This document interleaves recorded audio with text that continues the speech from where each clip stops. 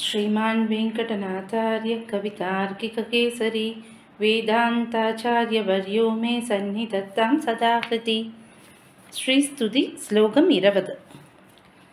सेवे देवी त्रिदश महिला मौलिमालार्चितं ते सिद्धिक्षेत्रं शमितविपदां सम्पदां पादपद्मं यस्मिन्नीशन्नमितशिरसो यापयित्वा शरीरं वर्तिष्यन्ते वितमसि पदे वासुदेवस्य धन्याः।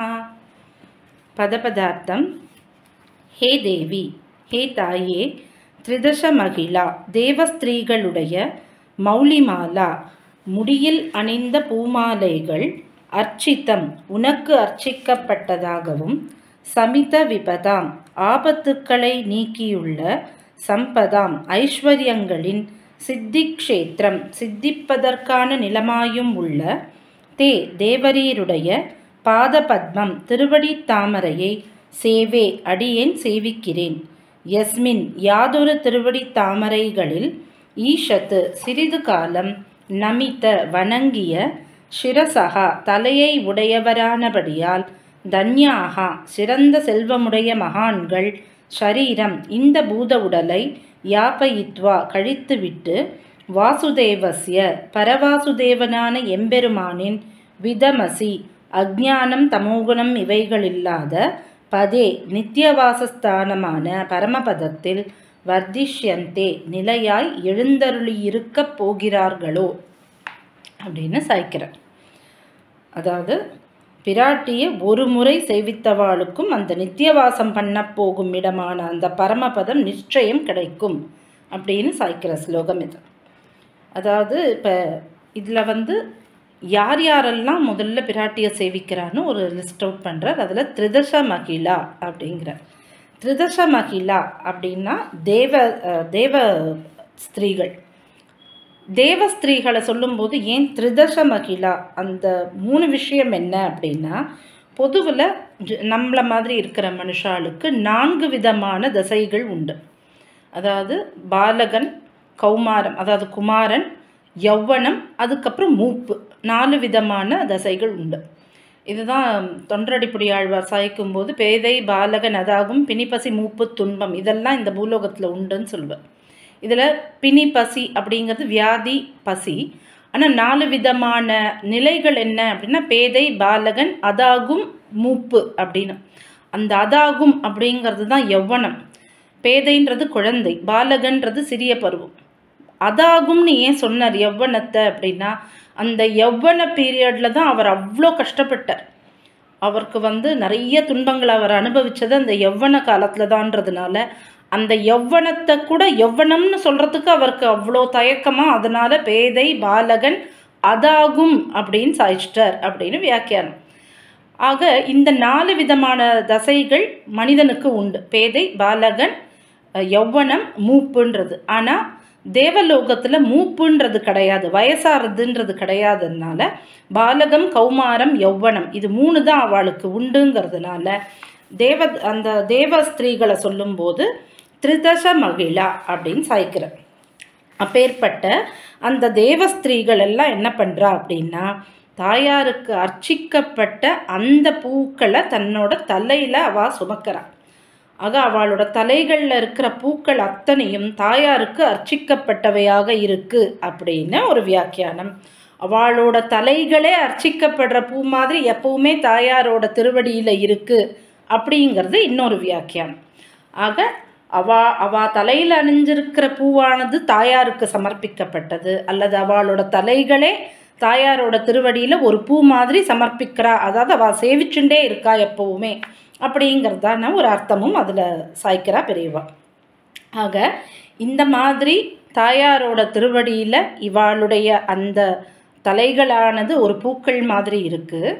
அடுத்தது என்ன சாய்க்கிறார் சுவாமி அப்படின்னா, சமித விபதாம் சம்பதாம் ஆபத்துக்களை நீக்கியுள்ள ஐஸ்வர்யங்கள். இந்த 2மே தாயாரோட அந்த திருவடி தாமரைக்கு அட்ஜெக்டிவாக சொல்லப்படுறது.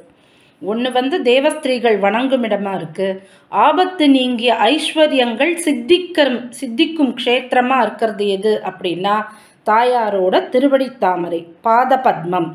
அந்த பாத பத்மத்தை சேவிக்கிறேன் அப்படிங்கிற. அது என்னது? அது ஆபத்துக்களை நீக்கியுள்ள ஐஸ்வர்யங்கள் அப்படின்னு பார்த்தோம்னா, நமக்கு ஒரு செல்வம் கிடைக்கிறது அப்படின்னா அது அது நல்ல வழியிலையும் கிடைக்கலாம், அல்லது ஒரு நேர்வழி இல்லாமையும் நிறைய பேருக்கு கிடைக்கலாம். ஆனால் இங்கே தாயார்கிட்ட வேண்டிண்டு கிடைக்கிற ஐஸ்வர்யமானது எப்படின்னா நேர் வழியில் சம்பாதிச்சதாக தான் இருக்கும்.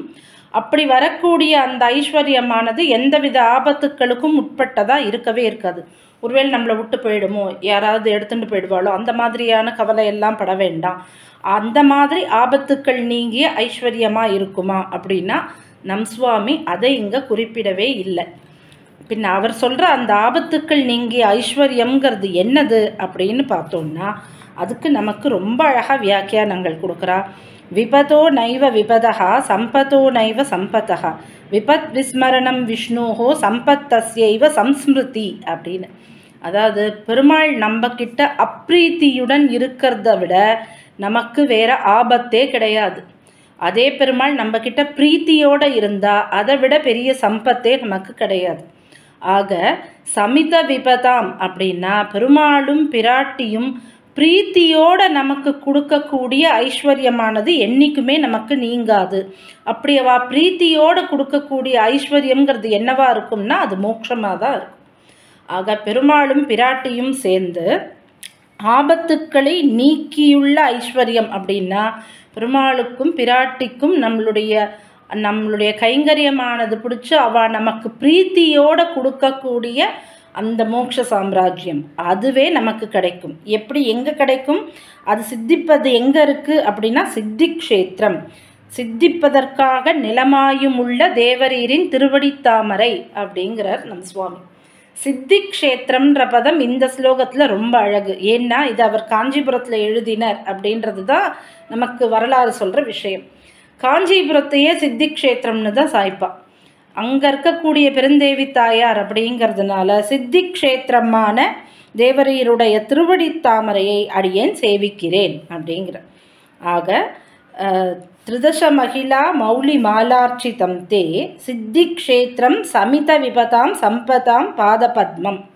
ஆக அவளுடைய அந்த தேவஸ்திரீகள் வணங்கும் இடமாகவும் ஆபத்து நீங்கிய ஐஸ்வர்யங்கள் சித்திக்கும் க்ஷேத்திரமாகவும் இருக்கக்கூடிய திருவடித்தாமரையை வணங்கியவர்கள். அப்படி அந்த திருவடித்தாமரையை எப்படி வணங்கணும் அப்படிங்கிறதும் சொல்லித்தரார். ஈஷத் நமித சிரசகா. ஈஷத் அதாவது சிறிது காலமே கொஞ்சமாக, அதாவது தினம் விழுந்து விழுந்து சேவிக்கணுங்கிறது இல்லை, 16 தடவை சேவிக்கணுங்கிறது இல்லை. சிறிது காலம் கொஞ்சமே வணங்கிய தலையை உடையவரான இருந்தால் கூட அவருக்கு அந்த அந்த சம்பத்தை கொடுக்குறாளாம் பிராட்டி. அப்படி யார் சேவிக்கிறா அப்படின்னா தன்யாகா, மகான்கள். அவளுக்கு அதாவது மனஸ்பூர்வமாக மனசில் பெருமாளும் பிராட்டியும் நினச்சுண்டு சேவிக்கிறவாளுக்கு இந்த மாதிரியான ஒரு போகத்தை தாயாரும் பெருமாளும் கொடுக்கறா அப்படிங்கிறது. என்ன கொடுக்கறா அப்போ அப்படின்னா வர்திஷ்யந்தே விதமசிபதே வாசுதேவசிய தன்யாகா. அந்த தன்யாகா அந்த மகான்களுக்கு என்ன கொடுக்கறா அப்படின்னா வர்திஷ்யந்தே நிலையாக எழுந்தருள போகிறார்கள். எங்கே? விதமசி பதே. யாரோடது? வாசுதேவனோட விதமசி பதே. பெருமாளோட விதமசி அப்படின்றது சத்வகுணத்தை சொல்கிறதுக்காக போடப்பட்ட பதமாக இருக்குது. அதாவது தமஸ் ரஜஸ் இந்த மாதிரி இல்லாமல் தமஸ், அந்த விதமசின்னும் போது தமஸ் இல்லாத, தமோகுணங்கள் ரஜோகுணங்கள் இல்லாமல் சத்துவமயமாகவே இருக்கக்கூடிய பதே அந்த பதம், அதாவது பரமபதம். இந்த ஸ்லோகத்தில் பார்த்தோன்னா வைகுண்டம்னோ மோக்ஷம்னோ அந்த மாதிரி வார்த்தையே இல்லாமையே சுவாமி அதை நமக்கு புரிய வைக்கிறார். விதமசி பதே, அப்பேற்பட்ட ஒரு இடத்துல நம்ம வாசம் பண்ணுறதுக்கு நமக்கு இவாளுடைய இந்த அனுகிரகமானது கிடைக்கிறது. ஆனால் இது நமக்கு எப்போ கிடைக்கும்? ஷரீரம் யாப்பயித்வா, இந்த பூத உடலானது கழிஞ்ச பிறகு நமக்கு அந்த மோட்ச பிராப்தமானது கிடைக்கிறது. அதுக்கு நமக்கு எது உதவுறதுன்னா தாயாரோட திருவடித்தாமரை. அந்த திருவடித்தாமரையானது எப்படி இருக்குது? தேவஸ்திரீகள் வணங்கும் இடமாகவும் ஆபத்துக்கள் நீங்கிய ஐஸ்வர்யங்கள் கிடைக்கும் இடமாகவும் சித்திக்ஷேத்திரமாகவும் இருக்கக்கூடிய திருவடித்தாமரைகள் தன்யாகான்னு சொல்லப்படுற அந்த மகான்களுக்கு இந்த பூத உடலை கழிக்கும் பொழுது விதமசி பதேன்னு சொல்லப்படுற வைகுண்டத்தை கொடுக்கறது அப்படின்னு சாய்க்கிறோம். இதுக்கு ஒரு பர்ஃபெக்ட் எக்ஸாம்பிளாக நமக்கு புராணத்தில் என்ன இருக்குது அப்படின்னு பார்த்தோம்னா ஜடாயு மோக்ஷம். ஜடாயு மோட்சத்துக்கு போனார். ஆனால் இதில் கூரத்தாழ்வான் 2 சந்தேகங்களை கலப்புறார் இந்த இடத்துல. இப்போ ஜடாயு அப்படிங்கிற பறவையானது பக்தி மார்க்கத்துலேயோ பிரபத்தி மார்க்கத்துலேயோ வரல. இப்போ மோட்சத்தை அடையணும் அப்படின்னா ஒன்று பக்தி மார்க்கத்தில் இருக்கணும், இல்லை பிரபத்தி மார்க்கத்தில் இருக்கணும். அதுதான் உபாயமாக இருக்க முடியும். அப்போ உபாயம் பண்ணாத பறவைக்கு எப்படி மோட்சம் கிடைச்சது? அவர் அதிசயமாக கேட்குறார், அவர் கேள்வி கேட்கல. ராமா, நீ இந்த மாதிரி இவ்வளோ அதிசயமான விஷயங்களை நிகழ்த்தினியேன்னு அதிமானுஷஸ்தவத்தில் அவர் கேட்குறார். ரெண்டாவது, ஜடாயுக்கு இருக்கக்கூடிய இன்னொரு தோஷம் என்ன அப்படின்னா பிரபத்தி பக்தி பண்ணலைங்கிறது ஒன்று. ஒரு பிராமணனால் கொல்லப்பட்டவன், ராவணன்றவன் ஒரு பிராமணன். அந்த ராவணனால் ராட்சச குலத்தில் இருக்கக்கூடிய பிராமணன் அவன். ஒரு பிராமணனால் கொல்லப்பட்டா அவளுக்கு மோட்சம் கிடையாதுன்னு சாஸ்திரம் இருக்குது. அர்க்யஹதன் அப்படின்னு பேர் அதுக்கு. ஆக அர்க்யஹதனாக இருக்கக்கூடிய ஒரு பக்தி பிரபத்தி பண்ணாத ஒரு பறவைக்கு எப்படி உன்னால் மோட்சம் கொடுக்க முடிஞ்சதுன்னா பெருமாள் சுதந்திரன். பெருமாள் யாருக்கும் கட்டுப்பட்டவர் இல்லை. நீ யாருக்கும் கட்டுப்பட்டு நீ பண்ணணுன்றது இல்லை ராமா. உனக்கு அதுக்கான சக்தன் நீனு, உன்னால் அதை பண்ண முடியுங்கிறது எனக்கு தெரியும்னு அவரே அதுக்கு பதில் சொல்லிடுறார். இருந்தாலும் சாஸ்திர ரூபமாகவும் இந்த மாதிரி ஒரு கேள்விக்கு பிரமாணங்களாக பதிலும் நம்மளுடைய பூர்வாச்சாரியர்கள் நமக்கு கொடுத்துருக்கா. இப்போ ராமபிரானை கற்போம் அப்படின்னு பரமஹம்சேத்தியாயே எழுந்தருளியிருந்த பவுண்டரிகபுரம் சுவாமி ஆகட்டும், அல்லது நம் திருக்குடந்தை ஆண்டவன் ஆச்சாரிய ராமாமிர்தம்ன்றல அந்த கிரந்தத்துலேயும் ராமபிரானை கற்போன்றதில் பரவாக்கொட்டை சுவாமியும் நமக்கு இதுக்கான வியாக்கியானங்களை ரொம்ப அழகாக கொடுத்துருக்கா. என்ன சம்பந்தம் உண்டு அப்படின்னா சம்பந்தம் உண்டு அப்படிங்கிறத நிர்தாரணம் பண்ணுறான். எப்படி நீ கொடுத்த, உனக்கு என்ன விதமான சம்பந்தத்தினால மோட்சத்தை கொடுத்தராமா அப்படின்னும் போது, பசு மனுஷ்ய பக்ஷிவா ஏச்ச வைஷ்ணவ சம்ஸ்ரயாக தேனைவ தே பிரயாசியந்தி தத்விஷ்ணு பரமம் பதம். ஒரு பசு, மனுஷன், பக்ஷி இதுக்கெல்லாம் ஒரு வைஷ்ணவனோட ஒரு சம்பந்தம் இருந்தால், வைஷ்ணவனை அண்டி இருந்தால் மோட்சம் உண்டு அப்படின்னு சொல்கிறான். வைஷ்ணவனோட சம்பந்தம் இல்லை, விஷ்ணுவோடையே சம்பந்தம் உண்டு இந்த ஜடாயுன்ற பறவைக்கு. அப்படி இருக்கும் பொழுது அதில் என்ன சந்தேகம்? ராமன் அந்த மோட்சத்தை கொடுத்ததில் என்ன சந்தேகம் அப்படின்னா, அப்படி என்ன இவர் கைங்கரியம் பண்ணார் அப்படின்னும்போது கம்பன் ரொம்ப அழகாக சாய்ப்பாருது. விரியும் நிழலின் மேவ வின் சென்றனன் அப்படின்னு. அதாவது அகஸ்தியர் நீங்கள் பஞ்சவடியில் போய் இருங்கோன்னு ராமன் கிட்ட சொல்லி அனுப்புகிறார். பஞ்சவடிக்கு போகிற வழியில் தான் முதல்ல ஜடாயுவை பார்க்குறா. ராமன், லக்ஷ்மணர், சீதை 3 பேருமே அப்போ பார்க்குறா. பஞ்சவடிக்கு போகும்போது ஜடாயுவை பார்க்குறா. நான் உங்கள் தகப்பனாரோட நண்பன்னு சொல்லி ஜடாயு இன்ட்ரடியூஸ் பண்ணிக்கிறார். அப்போ நாங்கள் பஞ்சவடிக்கு போயின்னு இருக்கோம் அப்படின்னு ராமன் சொல்லிட்டு அந்த பஞ்சவடியை நோக்கி போகும்பொழுது இந்த 3 பேரும் அந்த தண்டகாரண்யத்தில் அந்த வெயிலில் நடக்கக்கூடாதுன்னு தன்னோட இறக்கையால் நிழலை கொடுத்தாராம் ஜடாயு. இதை கம்பன் சாதிக்கிறார். விரியும் நிழலின் மேவ வின் சென்றனன், இவாளுக்கு கீழே நிழலாக இருக்கணும்னு மேலே வின் சென்றனன் அவர் மேலே ரக்கையால் பிரித்து அந்த மாதிரி அவர் கைங்கரியம் பண்ணியிருக்கார். யாருக்கு? பெருமாளுக்கு குடை கைங்கரியம் பண்ணியிருக்கார், பிராட்டிக்கு இந்த மாதிரி குடை கைங்கரியம் பண்ணியிருக்கார், பாகவதோத்தமனான லக்ஷ்மணனுக்கும் இந்த கைங்கரியத்தை பண்ணியிருக்கார். ஆக பெருமாளுக்கு பண்ணாலே பெருமாளுக்கு சந்தோஷம், பிராட்டிக்கு பண்ணால் அதை விட சந்தோஷம், பாகவதனான லக்ஷ்மணனுக்கு பண்ணும்போது ரெட்டிப்பு சந்தோஷம். இப்படி 3 பேருக்குமே ஒரு குடை கைங்கரியம் மாதிரி தன்னுடைய நிழலால் அவளுக்கு வெயில் படாதபடி பஞ்சவடி வரைக்கும் இவர் கூட போயிருக்கார். இது முதல் காரணம். ரெண்டாவது, அவருடைய அந்த பிராணவியோகம் அப்படிங்கிறதே பிராட்டியோட கைங்கரியத்தில் தான் நடந்தது. பிராட்டியை காப்பாற்றுறதுக்காக போராடும்போது அந்த ராவணனோட புஷ்பக விமானத்தை தூளாக்க பார்க்குறார். அந்த ராவணனோட அந்த தேர், அந்த ஓட்டிண்டு போகிற அந்த சாரதியை கொல்றார். நிறைய போராடுறார். தன்னால் முடிஞ்ச வரைக்கும் ராவணனை கொல்ல பார்க்குறார். ஆனால் முடியல. ராவணன் கடைசியாக அவரோட இறகை வெட்டிட்டு அவன் கிளம்பிடுறான். அந்த மாதிரி அந்த போர் புரியும் பொழுது சீதையை ஒரு நிமிஷம் கீழே இறக்கி வச்சுட்டு ராவணனானவன் போர் புரியறான். இது வால்மீகி ராமாயணத்திலே உண்டு. போர் புரியும் பொழுது சீதையானவள் இந்த துடிச்சு விழுந்த இந்த ஜடாயுவை போய் ஆலிங்கனம் பண்ணிக்கிறாள். ஏன்னா அவளுக்கு மாமனாரோட நண்பன் அப்படின்னும் பொழுது தன்னுடைய தகப்பனார் ஸ்தானம்ங்கிறதுனாலையும் தனக்காக இப்படி பிராண வியோகம் பண்ணுறாரேங்கிறதுனாலையும் தாங்காமல் பிராட்டியானவள் ஆலிங்கனம் பண்ணிக்கிறா, கட்டிக்கிறா ஜடாயுவை.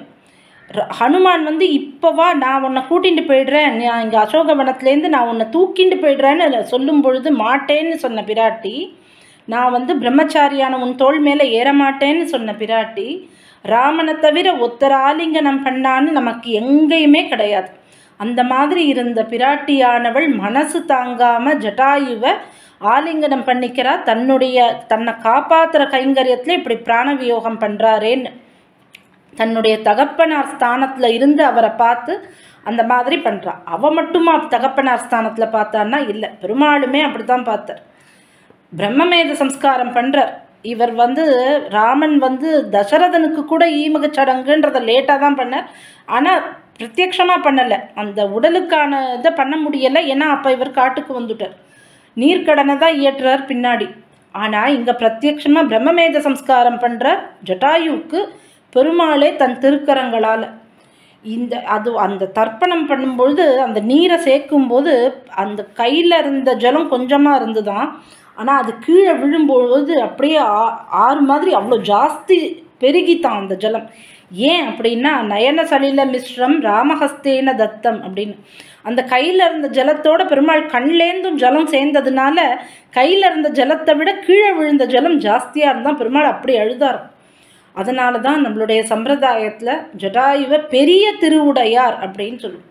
திருவுடையார் இல்லை, பெரிய திருவுடையார். ஏன்னா பிராட்டியும் பெருமாளும் அவருக்காக கண்ணில் ஜலம் விட்டு அழுதுருக்கா அப்படின்னா அவர் பெரிய திருவுடையார். அதெல்லாம் சரி, ஆனால் மோட்சத்துக்கு போன்னு ராமன் சொன்னாரே, அப்போ பிராட்டியோட சம்பந்தம் வேண்டாமா? பிராட்டி இல்லாமல் மோட்சம் எப்படி இவர் கொடுக்க முடியும் அப்படின்னா, பிராட்டிக்கு சாதாரணமாக இருந்தப்பவும் இவர் கைங்கரியம் பண்ணியிருக்கார். அந்த குடை கைங்கரியம் தன்னுடைய உயிரையே அவர் பிராட்டிக்காக தான் விட்டிருக்கார். அதனால் நிச்சயமாகவே இவருக்கு மோட்சம் கொடுக்கலாம். இருந்தாலும் பெரியவா சாய்க்கிறா இந்த ராமாயண ஸ்லோகத்தில் மயாத்வம் சமனுஜ்ஞாதா கஷ்டலோகான் அனுத்தமான் அப்படிங்கிறது வால்மீகி ராமாயண ஸ்லோகம்.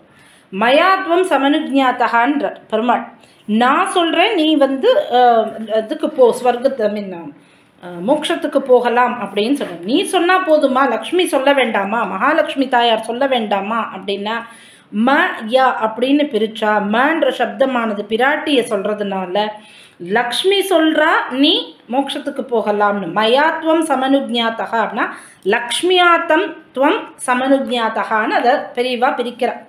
ஆக அந்த மாதிரி பெருமாளும் சொல்கிறார், பிராட்டியும் சொல்கிறான்னு அர்த்தம் வரக்கூடிய அளவில் வால்மீகி ராமாயண ஸ்லோகமானது இருக்குது.